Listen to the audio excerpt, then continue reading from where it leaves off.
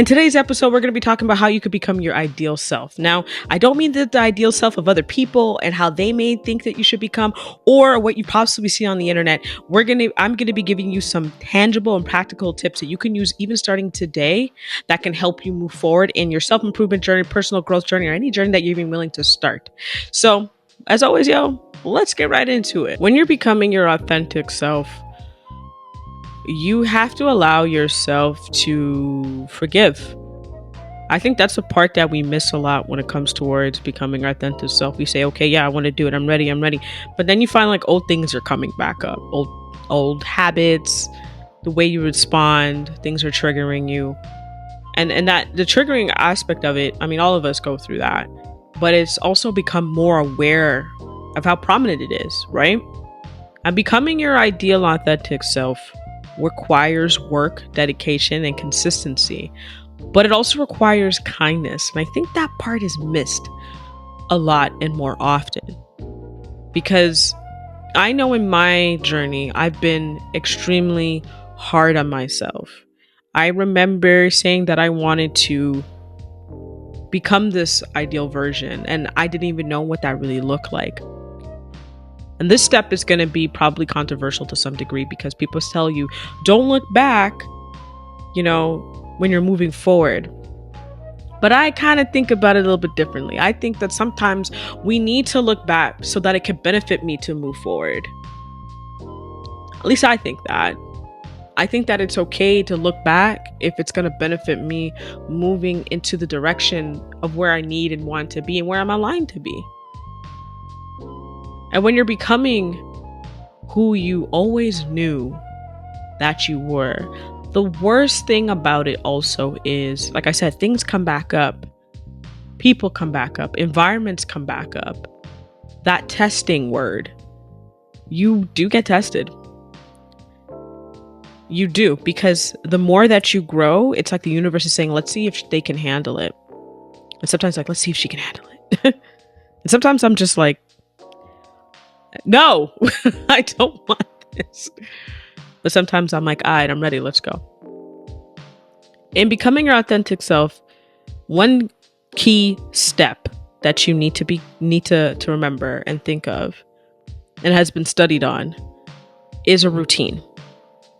LinkedIn did this study where it said 79% of people within the study that they did, and I'm sure this is going towards more careers, are far more successful when they have like a routine.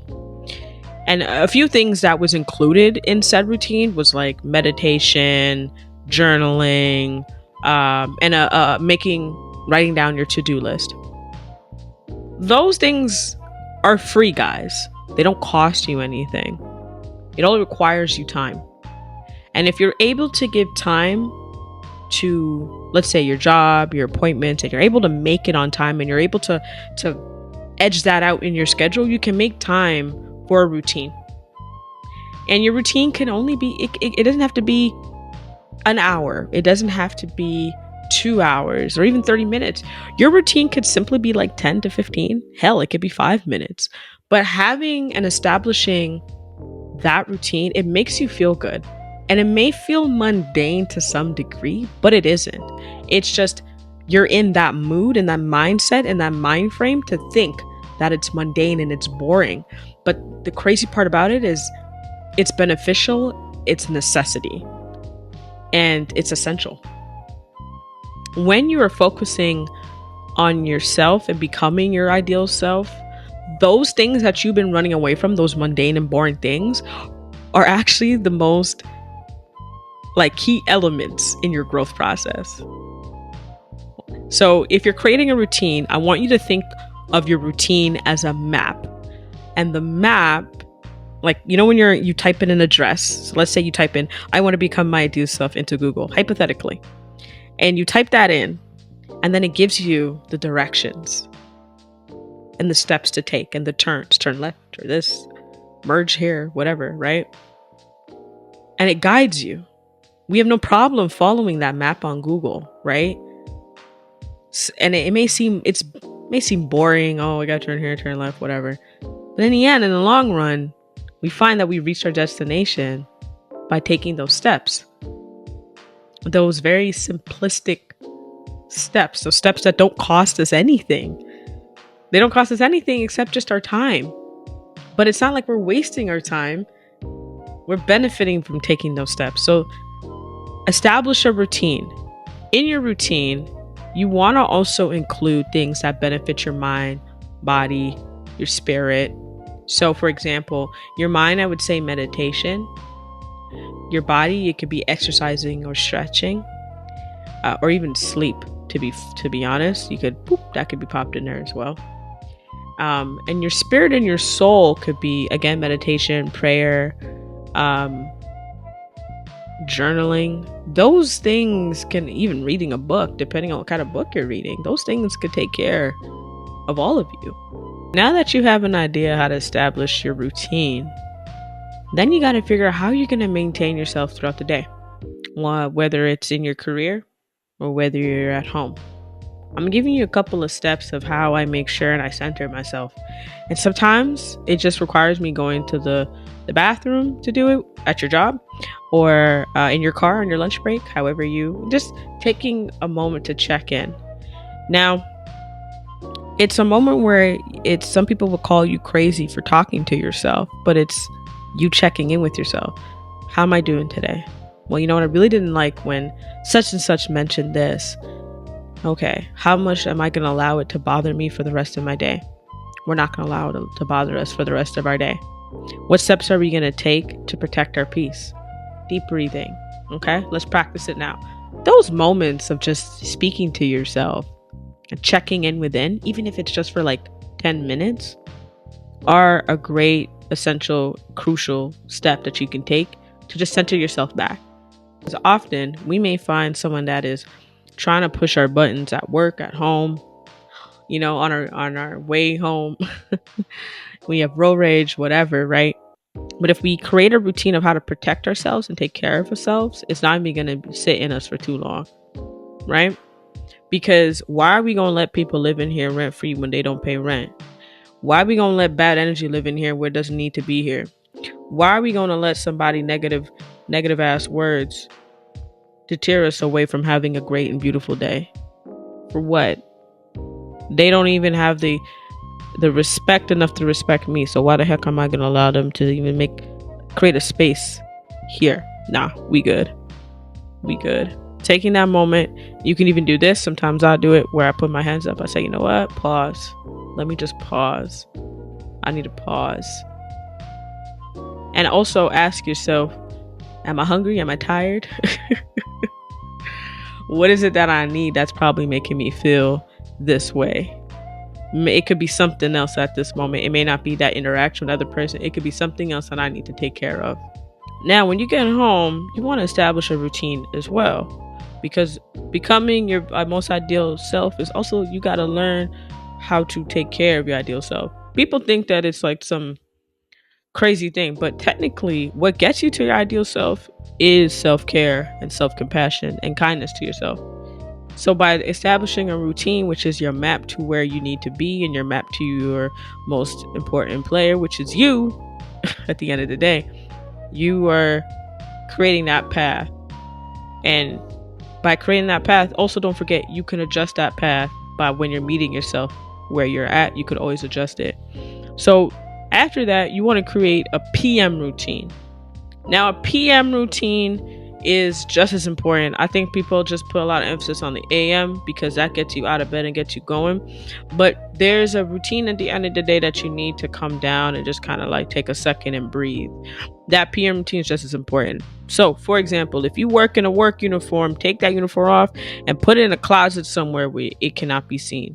Because you are no longer an employee at that moment. You were just yourself. You were just wearing that employee uniform so that you could work a 9 to 5 and get the paycheck. You are now you in your own home. You want to put on your own uniform, and that uniform should be something so comfortable that after a very hot intentional shower, and what I mean by intentional shower, I mean you take a shower, and if you had a bad day, you make sure all of that bad energy is going down that drain like this, and you watch it. You say, nope, it ain't coming with me out of this shower. It ain't coming with me out of this shower. It ain't coming. If you got to repeat it, nope, it's left here. I'm done. Now, once you do that, and after you have a shower, like I said, get into some comfy clothing, as comfy as you could think. Then you get yourself a nice meal. If you have a partner and some kids, you make sure you love on them. And that's also an important part of an intentional shower, is that you're not giving that energy. If you had a bad day, you're not unloading that energy onto anyone else that's around you, even down to your pets and your plants. I'm that serious. So it's important to have that intentional shower, especially after a not so great day.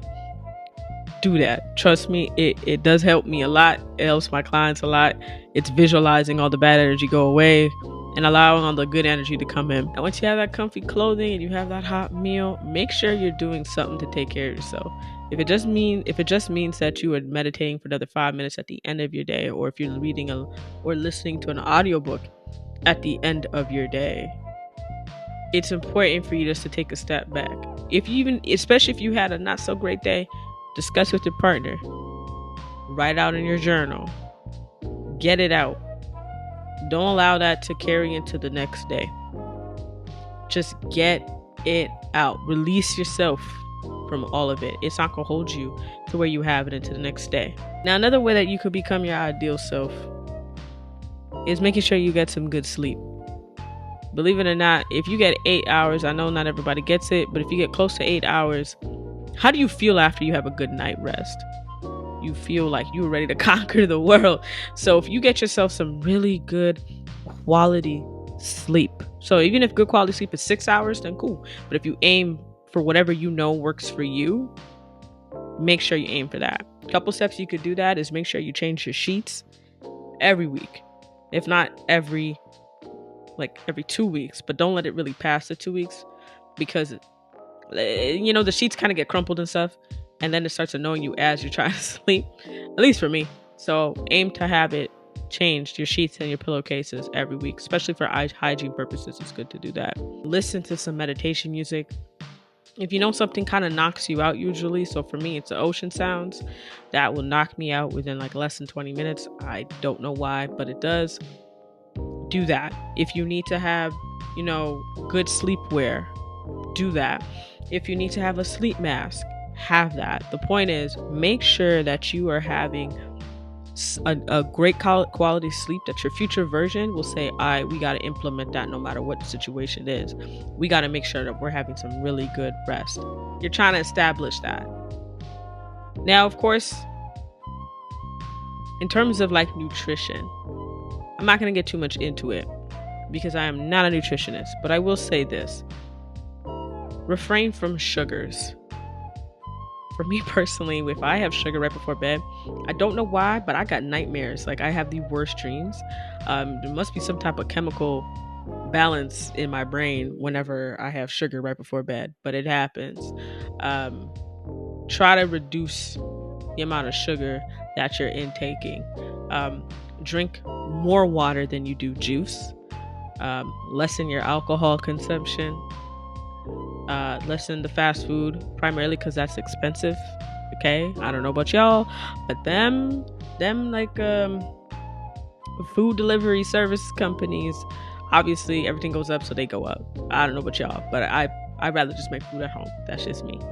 And lastly, in terms of your appearance, so people think automatically that you need to have clothing that's like name brand and things like that.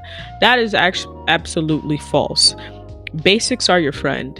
If you can establish a good wardrobe with just basics, you don't need much. You can look absolutely fabulous with just basics on, but you want to feel comfortable in the clothing that you're wearing. I think that's the part that a lot of people don't talk about enough. Yeah, the clothes look great, but are you comfortable in it? And I remember wearing clothing that I wasn't comfortable in, and I look back and I'm like, you'll never catch me wearing that type of stuff ever again.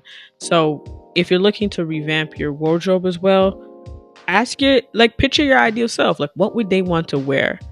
What would they want to do? How would they want to look?